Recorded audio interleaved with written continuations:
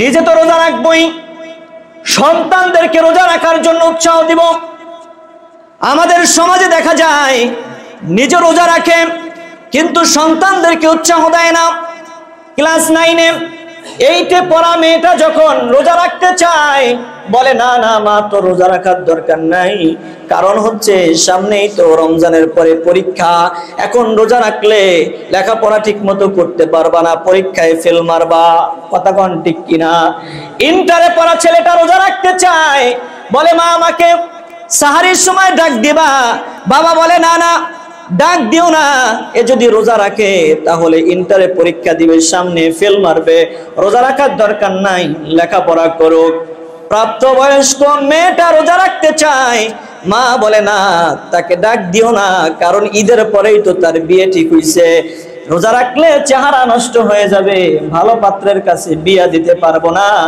এমন কিছু মা সমাজে আছে না নাই? ইয়া আইয়ুহাল্লাযীনা আমানু কুতিবা আলাইকুমুস সিয়ামু কামা কুতিবা আলাল্লাযীনা মিন ক্বাবলিকুম লাআল্লাকুম তাত্তাকুন। আল্লাহ বলেন কুতিবা আলাইকুমুস সিয়াম, ইয়া আইয়ুহাল্লাযীনা আমানু, হে ঈমানদারেরা, কুতিবা আলাইকুমুস সিয়াম, আমি আল্লাহ তোমাদের উপরে রমজান মাসে কুতিবা আলাইকুম লিখে দিয়েছি রমজান মাসের রোজা। তাফসীরের মধ্যে লেখা হয় কুতিবা আলাইকুম আয় ফুরিদা আলাইকুম, তার মানে হচ্ছে রমজান মাসের রোজাকে আমি আল্লাহ তোমাদের উপর ফরজ করে দিয়েছি। বলেন সুবহানাল্লাহ। এজন্য রমজান মাসের রোজা গুরুত্বপূর্ণ এবং তাৎপর্যপূর্ণ। কেন? আল্লাহ বলেন লাআল্লাকুম তাত্তাকুন, যাতে করে তোমরা মুত্তাকি হয়ে যেতে পারো।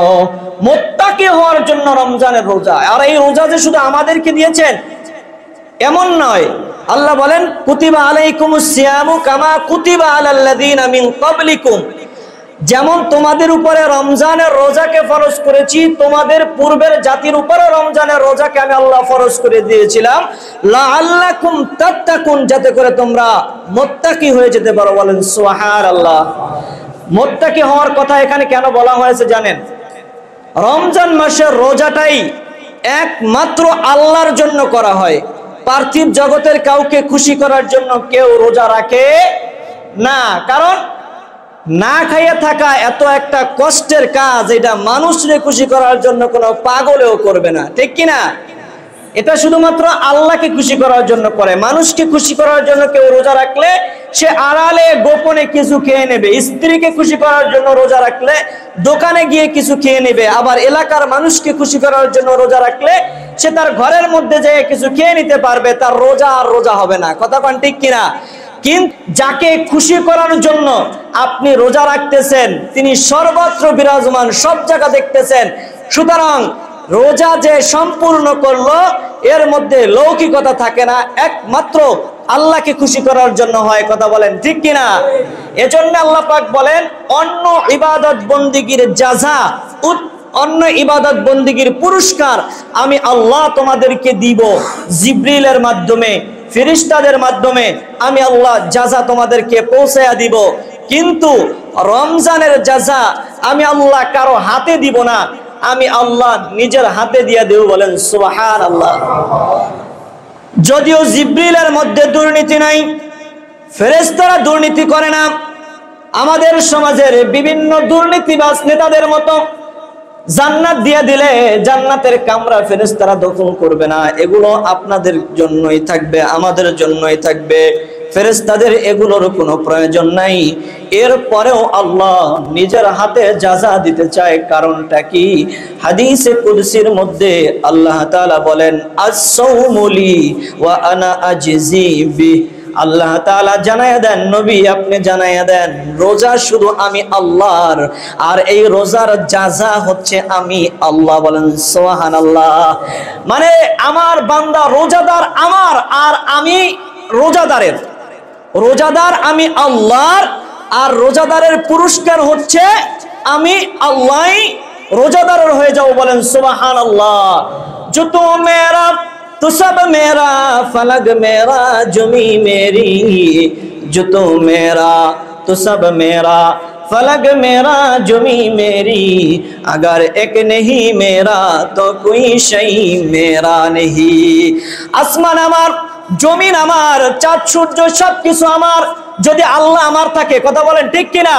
কিন্তু আল্লাহ যদি অসন্তুষ্ট হয়ে যায় তাহলে আসমান জমিন কিচ্ছু আমার না।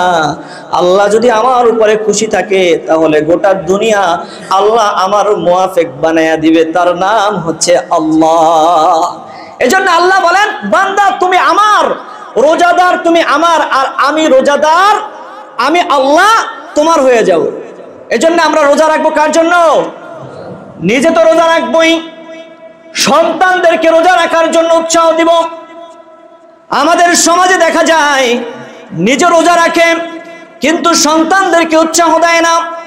ক্লাস 9-এ 8-এ পড়া মেয়েটা যখন রোজা রাখতে চায় বলে, না না মা, তো রোজা রাখার দরকার নাই, কারণ হচ্ছে সামনেই তো রমজানের পরে পরীক্ষা, এখন রোজা রাখলে লেখাপড়া ঠিক মতো করতে পারবা না, পরীক্ষায় ফেল মারবা। কথা কোন ঠিক কিনা? ইন্টারে পড়া ছেলেটা রোজা রাখতে চায়, বলে মা আমাকে সাহারির সময় ডাক দিবা, বাবা বলে না না ডাক দিও না, এ যদি রোজা রাখে তাহলে ইন্টারে পরীক্ষা দিবে, সামনে ফেল মারবে, রোজা রাখার দরকার নাই, লেখাপড়া করুক।